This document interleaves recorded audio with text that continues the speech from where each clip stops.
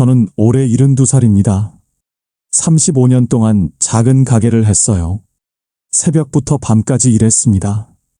그렇게 평생을 일하고 67살에 가게를 정리했어요. 그때 통장에 남은 돈이 7천만 원이었습니다. 국민연금은 없었어요.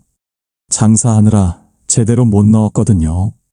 기초연금 60만 원이 전부였습니다. 7천만 원이면 몇 년은 버틸 수 있겠지. 그때는 그렇게 생각했어요. 3년이 지난 지금 저희 부부는 어떻게 됐을까요? 통장이 바닥났을까요? 아니면 아직 버티고 있을까요? 오늘 이 이야기 끝까지 들으시면 연금 없이 노후를 버틴다는 게 어떤 건지 아시게 될 겁니다. 그리고 월 얼마가 있어야 진짜 숨통이 트이는지도요. 저처럼 준비 안 된 분들께 이 이야기가 도움이 됐으면 좋겠습니다. 가게 문을 닫던 날이 아직도 생생해요. 2020년 3월이었습니다. 코로나가 막 터졌을 때예요. 저는 서울 외곽에서 작은 철물점을 했어요. 32살에 시작해서 67살까지 딱 35년을 그 자리에서 버텼습니다. 새벽 6시에 문 열고 밤 9시에 닫았어요. 일요일도 쉬는 날이 거의 없었죠. 손님이 올까봐 못 쉬었거든요. 젊었을 때는 장사가 꽤 됐어요. 동네에 공사도 많았고 인테리어 업자들도 자주 왔습니다. 한 달에 400만 원, 500만 원 벌 때도 있었어요. 근데 언제부턴가 손님이 줄기 시작했어요. 대형마트가 들어오고 인터넷으로 다 사더라고요. 그래도 버텼습니다. 여기서 접으면 갈 데가 없으니까요. 그러다 2020년 초에 코로나가 터졌어요. 그전부터 장사가 안 됐는데 코로나 터지니까 완전히 끝났습니다. 사람들이 밖에 안 나와요. 인테리어 공사도 다 멈추고 손님이 하루에 한두 명 올까 말까였어요. 한 달 매출이 100만 원도 안 될 때가 있었어요. 월세 내고 나면 남는 게 없었습니다. 아니, 마이너스였어요. 더 버텨봤자 빚만 늘어날 것 같았어요.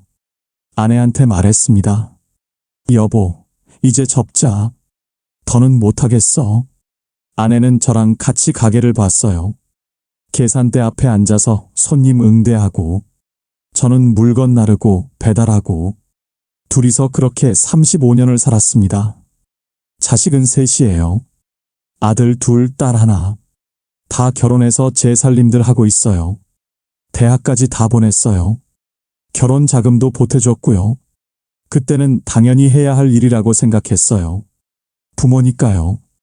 근데 그러다 보니 돈이 안 모이더라고요. 벌면 버는 대로 애들한테 들어갔어요. 남는 게 없었습니다. 국민연금은 제대로 못 넣었어요. 자영업자는 본인이 다 내야 하잖아요.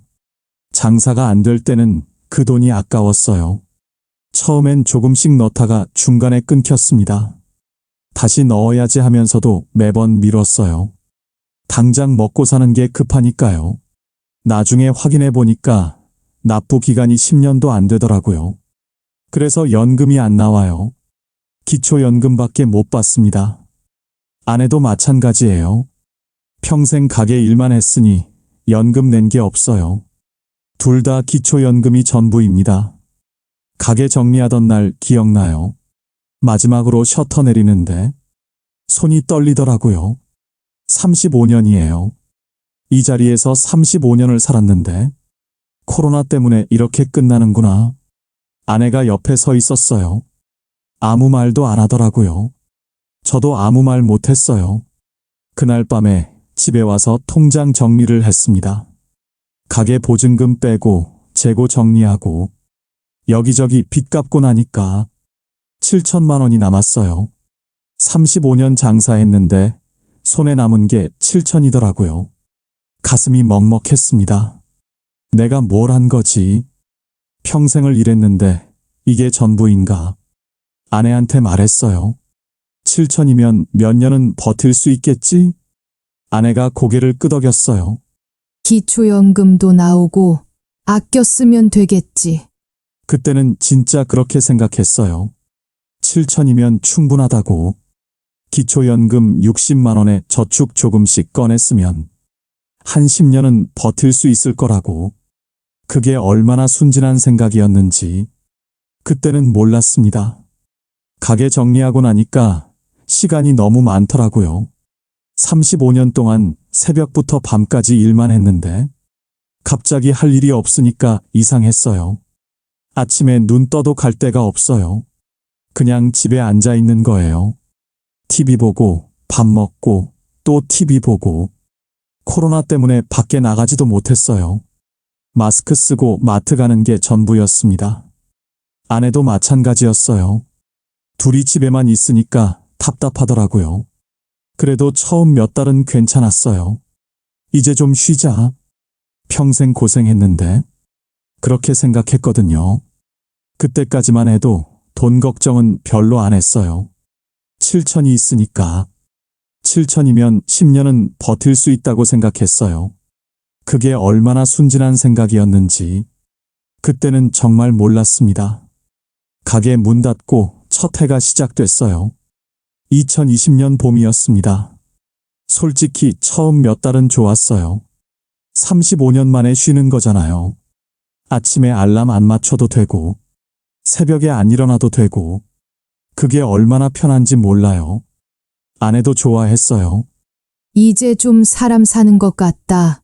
그렇게 말하더라고요. 평생 가게에 매여 살았거든요. 명절에도 못 쉬고, 아파도 문 열고, 그러다 드디어 쉬게 된 거예요. 기초연금이 나오기 시작했어요. 저랑 아내 합쳐서 한 달에 60만 원 정도요. 그때는 이 정도면 괜찮네 싶었어요. 물론 60만 원으로는 한 달 생활이 안 되죠. 그래서 저축해서 조금씩 꺼내 썼어요. 한 달에 150만 원 정도 쓴 것 같아요. 관리비에 공과금에 밥값에 보험료도 내야 하고 병원비도 나가고 60만 원 들어오고 150만 원 나가니까 매달 90만 원씩 통장에서 빠지는 거예요. 근데 그때는 크게 걱정 안 했어요. 7천만 원이 있으니까 90만 원씩 빠져도 7년은 버티겠네. 그렇게 단순하게 계산했거든요. 코로나 때문에 어디 가지도 못했어요. 여행은 꿈도 못 꿨어요. 외식도 거의 안 했어요. 식당들이 다 문 닫았거든요. 아내가 그러더라고요. 코로나 끝나면 제주도 한번 가보자. 그래, 좀 풀리면 가자. 근데 코로나가 안 끝나더라고요. 그 해 내내 집에만 있었어요. 아침에 일어나면 TV 보고, 점심 먹고 낮잠 자고, 저녁 먹고 또 TV 보고, 마스크 쓰고 마트 가는 게 유일한 외출이었어요. 그것도 사람 없는 시간에 후다닥 갔다 왔어요. 답답했어요. 근데 한편으로는 생각했어요. 어차피 집에만 있으니까 돈은 안 나가겠네. 그해 겨울에 건강검진을 받았어요. 둘 다 나이가 있으니까 꼼꼼히 받아보자 했거든요. 국가검진은 무료인데 정밀검사는 돈이 들더라고요. 내시경에 초음파에 둘이 합쳐서 50만 원 넘게 나왔어요. 근데 그때는 건강이 먼저지 싶었어요. 아프면 돈이 더 드니까 미리 검사받는 게 낫다고 생각했거든요. 다행히 큰 이상은 없었어요. 저는 혈압이 좀 높다고 하고 아내는 무릎 연골이 닳았다고 하더라고요. 나이 들면 다 그렇다면서요. 그때부터 병원을 다니기 시작했어요. 저는 한 달에 한 번 혈압약 타러, 아내는 무릎 주사 맞으러 병원비가 매달 나가기 시작한 거예요. 둘이 합쳐서 7, 8만 원 정도. 많지는 않아요. 근데 이게 매달 빠지니까 은근히 부담이 되더라고요. 첫 해가 끝나고 통장을 확인해 봤어요. 7천만 원이 5,500만 원이 돼 있더라고요. 1년 만에 1,500만 원이 빠진 거예요. 순간 멈칫했어요. 이렇게 많이 빠졌나? 분명히 아꼈거든요. 여행도 안 갔어요. 외식도 거의 안 했어요. 코로나 때문에 집에만 있었어요. 근데 1,500만 원이 없어진 거예요. 아내한테 말했어요. 여보, 우리 돈이 생각보다 빨리 빠지네. 아내도 놀라더라고요. 어머, 벌써 그렇게 빠졌어? 우리 별로 안 쓴 것 같은데. 그때 처음으로 무서웠어요. 별로 안 쓴 것 같은데 돈이 빠지는 거예요. 특별히 뭘 한 것도 없는데. 그냥 살기만 했는데. 그게 더 무섭더라고요. 뭘 줄여야 할지 모르겠는 거예요. 이미 안 쓰고 있는데. 그래도 그때는 아직 5,500이 남았잖아요. 좀 더 아끼면 되겠지. 그렇게 생각했어요. 지금 생각하면 그때 더 심각하게 받아들였어야 했어요. 근데 사람이 그렇더라고요. 눈앞에 닥치기 전까진 모르는 거예요. 첫 해는 그래도 여유가 있었거든요. 코로나도 좀 풀리고 여행도 가고 이 정도면 괜찮네 싶었어요. 근데 2년 차부터는 달랐습니다. 통장 잔고가 눈에 보이게 줄어들기 시작했어요. 제일 먼저 느낀 게 병원비였어요. 저는 혈압약을 먹기 시작했거든요. 한 달에 한 번 병원 가서 약 타오는데 진료비에 약값까지 하면 3만 원 정도 나가요. 아내는 무릎이 안 좋아요. 연골이 닳았다고 하더라고요. 주사 맞으러 2주에 한 번씩 가요. 한 번에 2만 원씩 나갑니다. 그것만 해도 한 달에 7, 8만 원이에요. 1년이면 거의 100만 원 가까이 되더라고요. 근데 이게 끝이 아니에요. 나이 들면 여기저기 아프잖아요. 어느 날 갑자기 이가 아팠어요. 치과 갔더니 임플란트 해야 한다고 하더라고요. 이번이 세 번째라서 이제는 보험이 안 된대요. 하나에 150만 원이래요. 좀 깎아주세요 했더니 어르신, 이게 최저가예요. 그러더라고요. 150만 원. 한 달 생활비랑 맞먹는 돈이에요. 근데 이 안 하고 살 수는 없잖아요. 결국 했습니다. 경조사비도 만만치 않았어요. 나이 들면 경조사가 줄어들 줄 알았어요. 근데 아니더라고요. 오히려 더 늘어요. 친구 아내가 죽고, 형제 자식들 결혼하고, 동네 지인들 환갑, 칠순 잔치하고, 한 번 나가면 10만 원, 20만 원씩 들어요. 우리도 형편이 어려운데 좀 적게 내자 하면 아내가 그래요. 여보, 그동안 우리도 다 받았잖아. 체면이 있지. 맞는 말이에요. 우리 애들 결혼할 때 다 받았거든요. 이제 갚아야 할 때가 된 거예요. 근데 그게 한두 번이 아니에요. 한 달에 두세 번씩 있을 때도 있어요. 그러면 30만 원, 40만 원이 훅 나가요. 난방비도 무서웠어요. 우리 집이 오래된 아파트거든요. 단열이 잘 안 돼요. 겨울에 보일러 틀면 가스비가 장난이 아니에요. 첫 해 겨울에 가스비 고지서 보고 깜짝 놀랐어요. 한 달에 25만 원이 나온 거예요. 이게 말이 돼? 아내한테 물었더니 어쩔 수 없지. 추운데. 그래서 2년 차 겨울부터는 아꼈어요. 낮에는 보일러 끄고 이불 덮고 있었어요.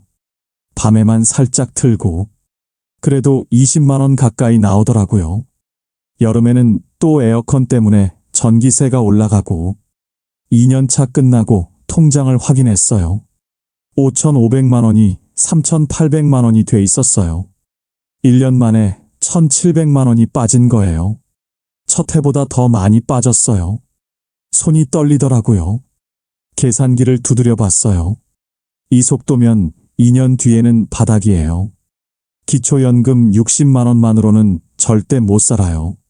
그날 밤에 잠이 안 왔어요. 천장만 보면서 생각했어요. 어떡하지? 돈이 다 떨어지면 어떡하지? 애들한테 손 벌려야 하나? 그때부터 통장 확인하는 게 무서워지더라고요. 예전에는 그냥 봤어요. 얼마 있나? 얼마 빠졌나?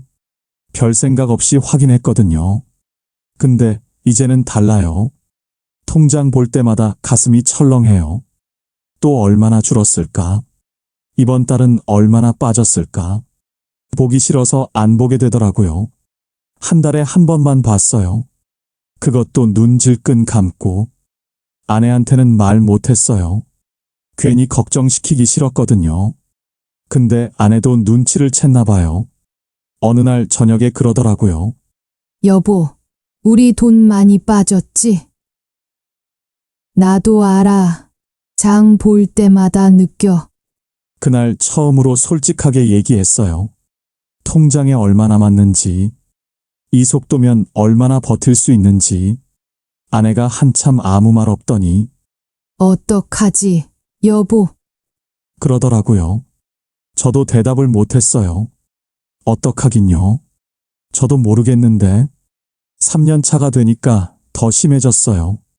아끼고 아껴도 돈이 빠져요. 밥은 먹어야 하고, 병원은 가야 하고, 공과금은 내야 하고, 줄일 데가 없어요. 이미 다 줄였거든요. 고기는 한 달에 한두 번만 먹었어요. 외식은 거의 안 했어요.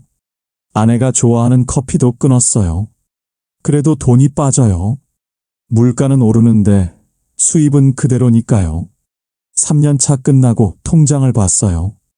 2천만 원 초반이었어요. 3년 만에 7천이 2천이 된 거예요. 5천만 원이 사라졌어요. 머릿속이 하얘지더라고요. 이러다 진짜 바닥나겠구나. 그 생각밖에 안 들었어요. 자식들한테 말 못했습니다. 통장에 2천만 원 남았을 때 제일 먼저 든 생각이 뭔지 아세요? 애들한테는 말하지 말자. 그 생각이었어요. 자식이 셋이에요. 큰아들은 서울에서 회사 다니고, 둘째 아들은 경기도에서 작은 사업하고, 막내딸은 부산에서 시집가서 살아요. 다들 자기 살림하느라 바빠요. 한 달에 한 번 전화 오면 다행이에요. 명절 때나 얼굴 보고, 전화 올 때마다 물어요. 아버지 건강하시냐고, 어머니는 어떠시냐고. 저는 항상 똑같이 대답했어요. 잘 지낸다고, 걱정 말라고. 돈 얘기는 한 번도 안 했어요. 왜 말 못했냐고요? 자존심이에요. 평생 가장으로 살았거든요. 애들 어렸을 때는 제가 다 벌었어요.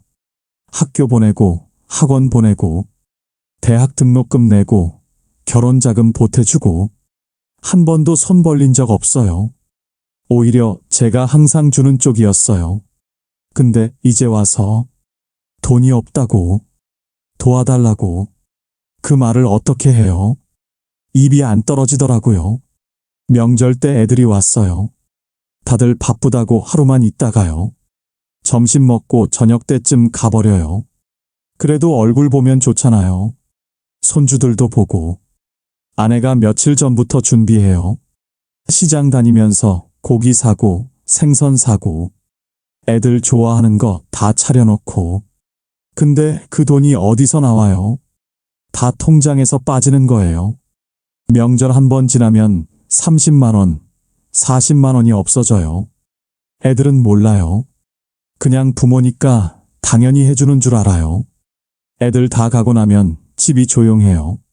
아내랑 둘이 설거지하고, 남은 음식 정리하고. 한 번은 아내가 그러더라고요. 명절이 무섭다. 저도 같은 생각이었어요. 애들 보고 싶지만 명절 지나면 통장이 텅 비거든요. 큰아들이 눈치가 빠른 편이에요. 어느 날 전화가 왔어요. 별일 없냐고, 건강하시냐고. 그러다 잠깐 침묵이 흐르더니 돈 필요하시면 말씀하시라고 하더라고요. 심장이 쿵 내려앉았어요. 알았구나. 근데 입에서 나온 말은 달랐어요. 괜찮다, 걱정하지 마. 전화 끊고 한숨이 나왔어요. 왜 그랬을까? 솔직하게 말하면 되는데 자식한테 돈 없다는 말 차마 못하겠더라고요. 아내도 마찬가지였어요. 애들한테 전화할 때 보면 항상 잘 지낸다고만 해요. 한 번은 아내한테 물었어요. 당신은 애들한테 얘기 안 해? 아내가 고개를 저었어요. 엄마가 돈 없다고 하면 애들이 걱정해. 그러더라고요. 우리 둘 다 같은 마음이었어요. 애들 걱정시키기 싫고 창피하기도 하고 그래서 숨기고 있었던 거예요. 근데 숨기면 더 힘들어요. 아무한테도 말 못하잖아요. 친구한테도 못해요. 체면이 있으니까. 그러니까 둘이서만 끙끙 앓는 거예요. 밤에 잠 안 오면 천장만 보고 한숨만 쉬고 아내가 가끔 부엌에서 울었어요. 설거지 하다가 몰래 눈물 훔치고 저도 알아요. 근데 뭐라고 할 수가 없어요. 제가 해줄 수 있는 게 없으니까. 그때가 제일 힘들었어요. 돈이 없는 것보다 아무한테도 말 못하는 게 더 힘들었어요. 나이 들어서 돈 없으면요. 진짜 외로워요. 30년 살던 집을 팔았습니다. 통장에 2천만 원. 이 속도면 1년도 못 버팁니다. 밤마다 잠이 안 왔어요. 어떡하지? 어떻게 해야 하지? 머릿속으로 계산만 했거든요. 뭘 줄여야 하나? 어디서 돈을 구해야 하나? 근데 줄일 데가 없었어요. 이미 다 줄인 상태였으니까요. 그때 아내가 먼저 말을 꺼냈어요. 집 얘기였습니다.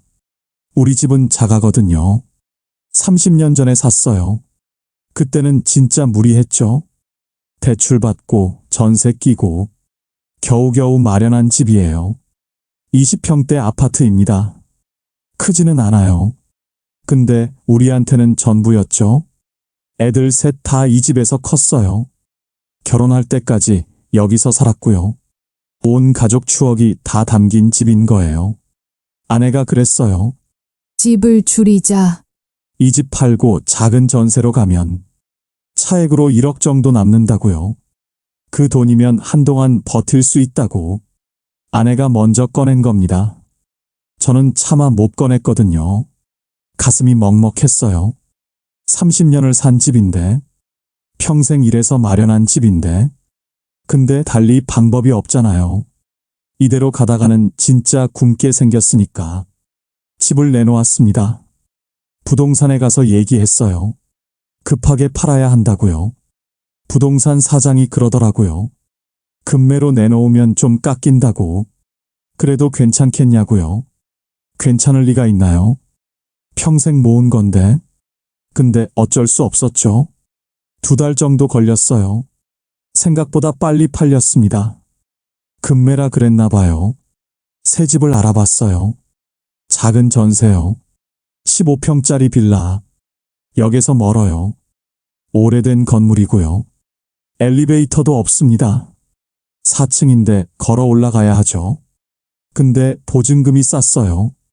그게 제일 중요했거든요.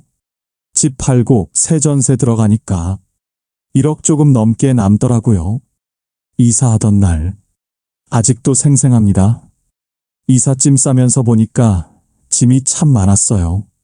30년 살았으니까요. 버릴 것도 많았죠. 애들 어렸을 때 쓰던 것들, 오래된 앨범, 아내가 모아둔 그릇들. 새 집이 작으니까 다 못 가져가요. 버려야 하는 거예요. 아내가 하나하나 정리했어요. 이건 큰애 거, 이건 둘째 거, 이건 막내 거. 한참 들여다보다가 박스에 담고요. 어떤 건 한숨 쉬면서 버리고, 저는 옆에서 보기만 했습니다. 뭐라고 해야 할지 모르겠더라고요. 이삿짐 차가 왔어요. 짐 다 실었습니다. 마지막으로 빈집을 둘러봤어요. 아무것도 없는 집. 휑하더라고요.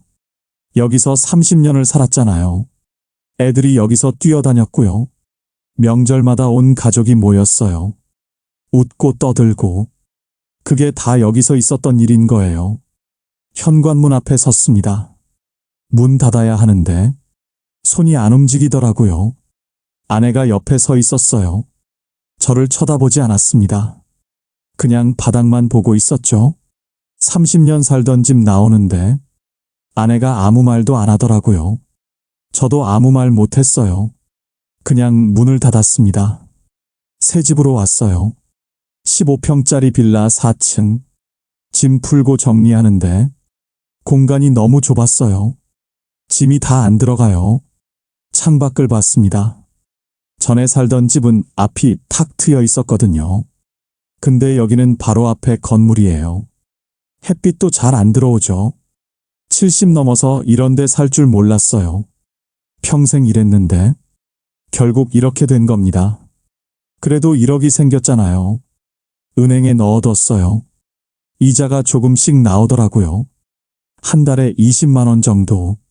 기초연금 60만 원에 이자 20만 원. 합치면 80만 원이에요. 여전히 모자랍니다. 근데 그래도 숨통이 조금 트이더라고요. 바닥이 보이던 게 조금은 여유가 생긴 거예요. 새 집에서 첫날 밤 잠이 안 왔어요. 천장이 낯설었습니다. 소리도 달랐고요. 옆집 소리가 다 들려요. 아내가 옆에서 뒤척이더라고요. 잠이 안 오나 봐요. 한참 있다가 아내가 작게 말했습니다. 여기도 살다 보면 정들겠지. 저는 대답 못했어요. 그냥 눈만 감았습니다. 정들겠죠? 살다 보면. 근데 그날 밤은 너무 서러웠어요. 70 넘어서 일 나갑니다. 집 줄이고 1억 만들었어요. 이자 20만 원 나오고요. 기초연금 60만 원이랑 합치면 80만 원입니다. 근데 80만 원으로 둘이 살 수 있나요? 턱없이 부족하죠. 최소 150만 원은 있어야 숨을 쉬거든요. 매달 70만 원씩 모자란 거예요. 그럼 1년에 840만 원. 1억 있어도 12년이면 바닥이에요. 또 같은 상황이 오는 겁니다. 돈 떨어지고 불안하고 그 굴레에서 벗어나야 했어요. 방법을 찾아봤습니다. 70 넘어서 할 수 있는 일이 뭐가 있을까? 인터넷 찾아보고요. 주민센터도 가보고 복지관에도 물어봤어요. 그때 알게 된 게 노인 일자리 사업이에요. 나라에서 하는 거더라고요. 65세 이상이면 신청할 수 있대요. 공익활동이라고 해서 공원 청소하고 교통봉사하고 그런 일을 하면 한 달에 29만 원 준다고요. 29만 원. 적긴 적죠. 근데 없는 것보다 낫잖아요. 주민센터에 가서 신청했습니다. 저랑 아내 둘 다요. 신청서 쓰는데 손이 떨리더라고요. 70 넘어서 일자리 신청서를 쓰게 될 줄 몰랐거든요. 옆에 앉은 사람들 보니까요. 다들 비슷한 나이였어요. 70대, 80대, 머리 하얗고 허리 굽은 분들. 다들 조용히 앉아서 서류 쓰고 있었습니다. 눈도 안 마주치더라고요. 서로가 서로를 모른 척 했어요. 아마 다들 비슷한 마음이었을 거예요. 창피하기도 하고, 서럽기도 하고, 몇 주 뒤에 연락이 왔어요. 선발됐다고요. 저랑 아내 둘 다 솔직히 기뻤어요. 돈이 생기니까요. 근데 한편으로는 씁쓸했습니다. 평생 가장으로 살았는데, 남 밑에서 일해본 적 없는데, 이 나이에 29만 원 받으러 일 나가는 거잖아요. 아내는 저보다 담담하더라고요. 돈 버는 건데 뭐가 창피해. 그렇게 말했어요. 맞는 말이죠. 근데 가슴 한쪽이 뻐근했습니다. 첫 출근 날, 새벽 6시에 일어났어요. 35년 장사할 때도 새벽에 일어났거든요. 근데 그때랑은 기분이 다르더라고요.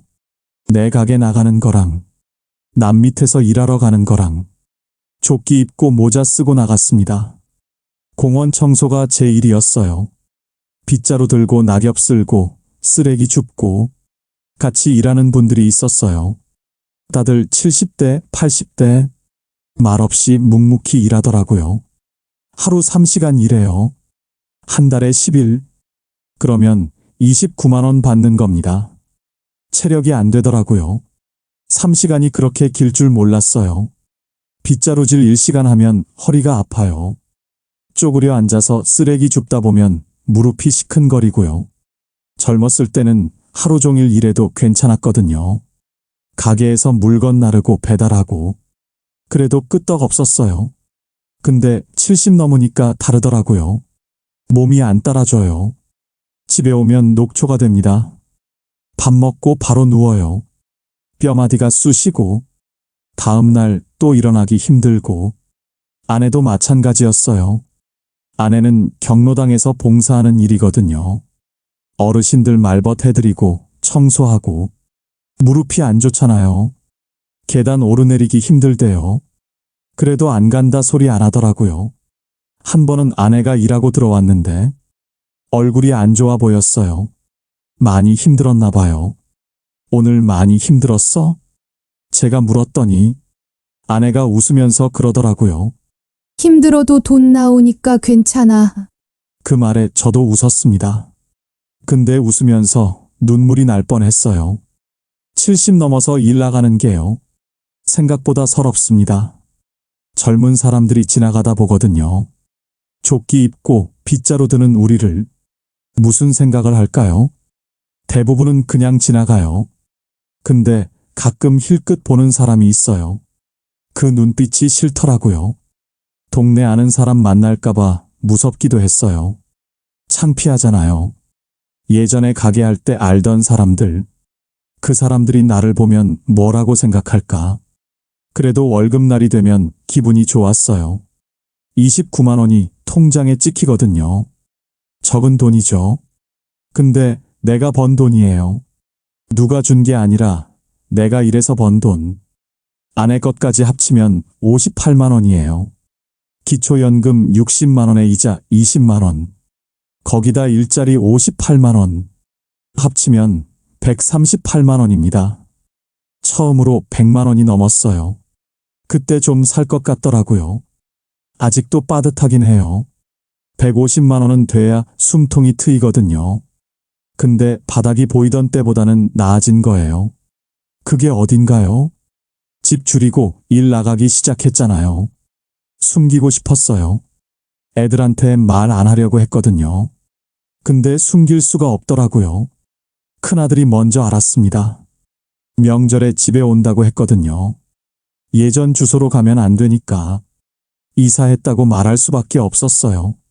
전화로 얘기했습니다. 아버지, 왜 이사하셨어요? 뭐라고 해야 할지 모르겠더라고요.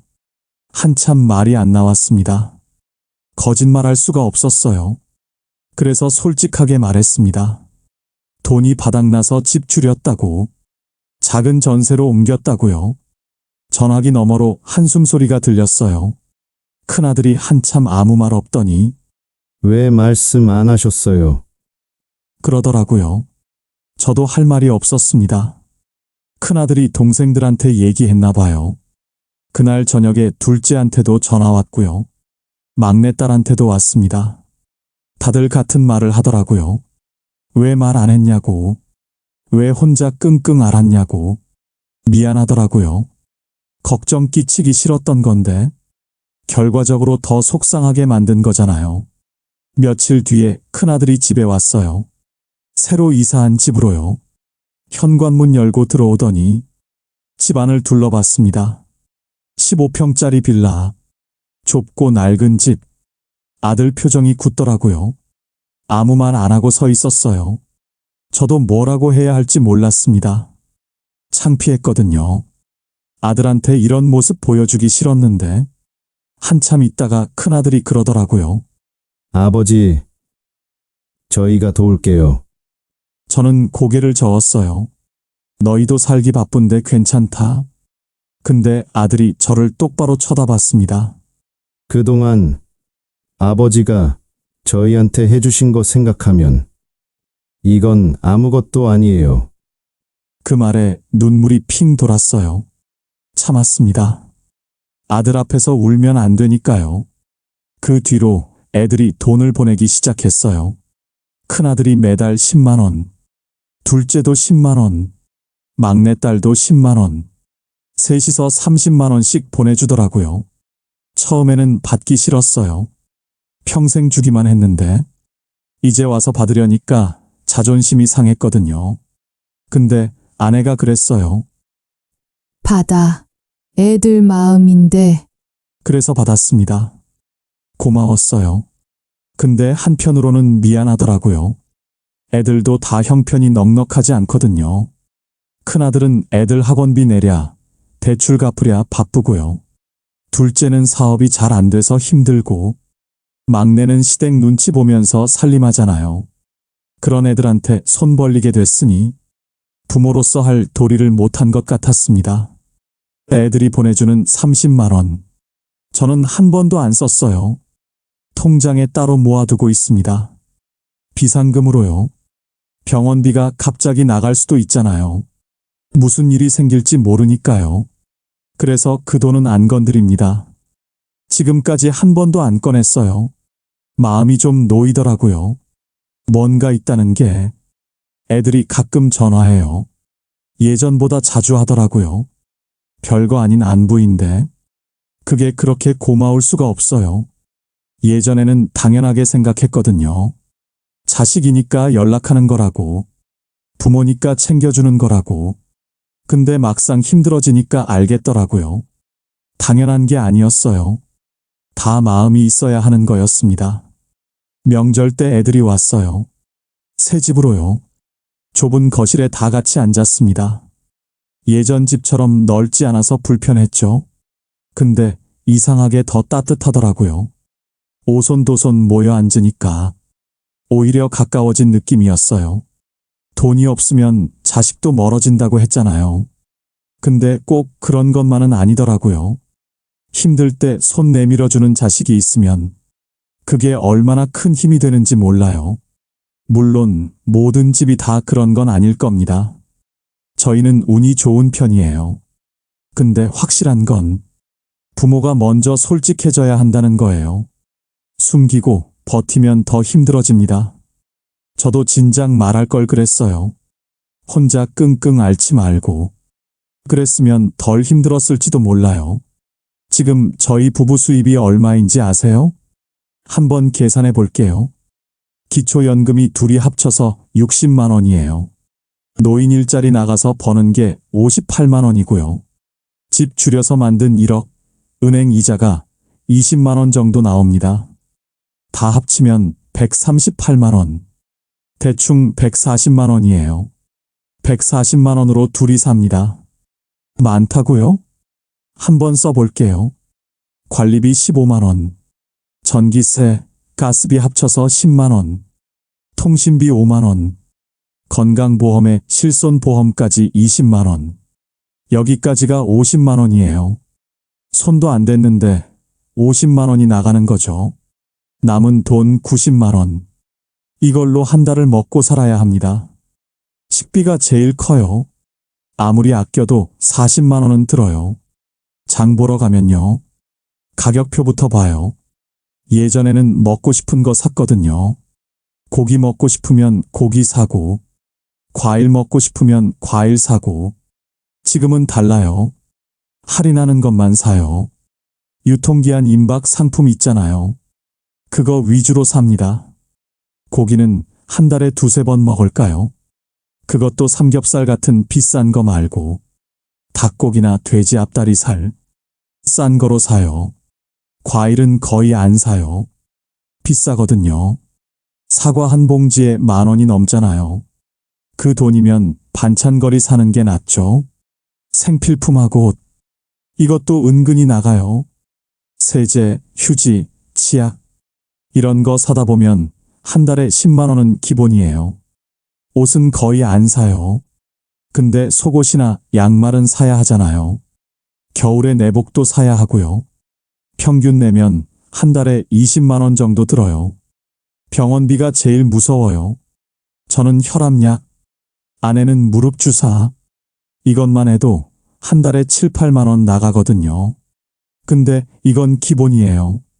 갑자기 아프면 더 들잖아요. 지난달에 아내가 감기 걸렸어요. 병원 가고 약 타니까 3만 원 나왔습니다.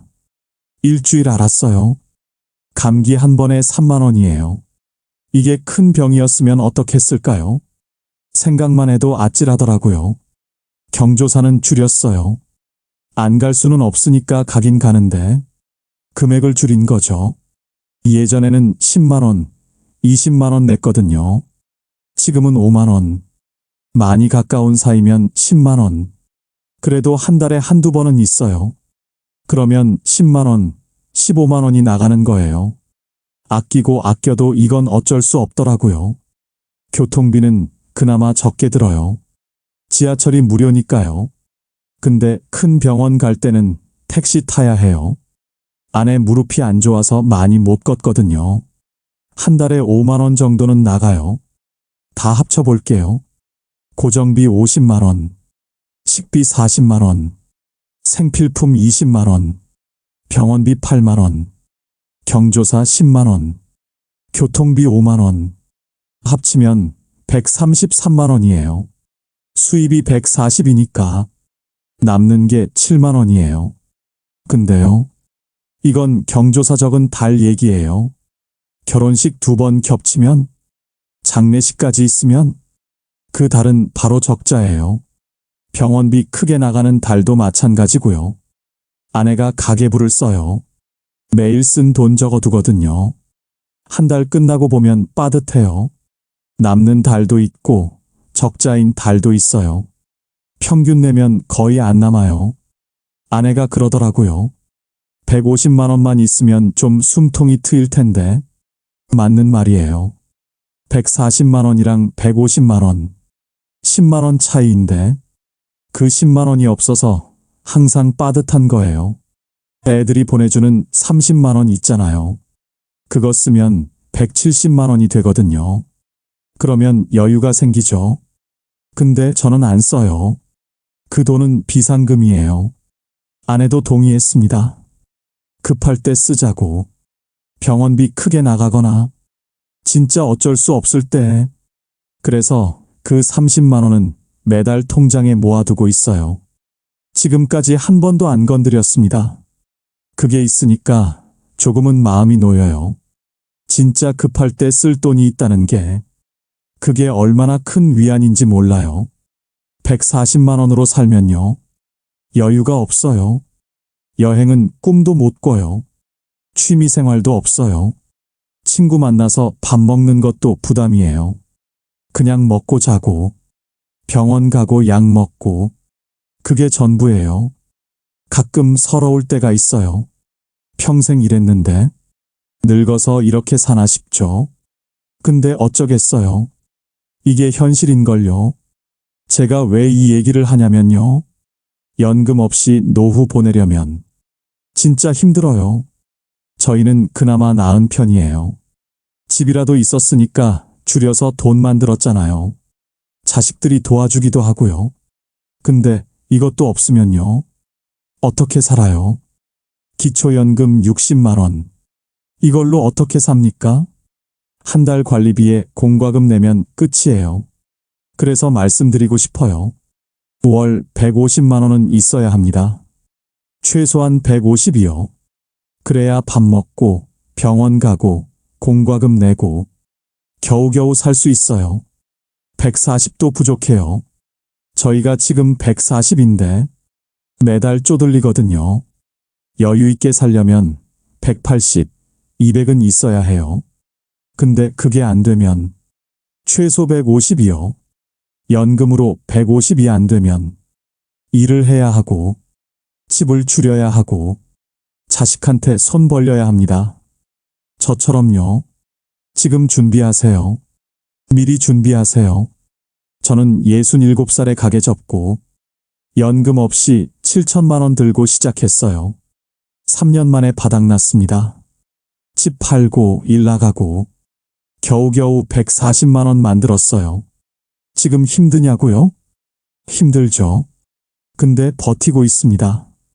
여러분은 저처럼 되지 마세요. 미리 준비해 두세요. 연금이든 저축이든 월 150은 나오게 해두세요. 늙어서 돈 없으면요. 진짜 서러워요. 오늘 이야기가 도움이 되셨다면 좋아요 한번 눌러주세요.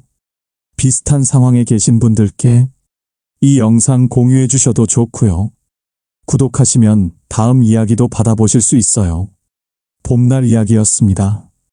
감사합니다.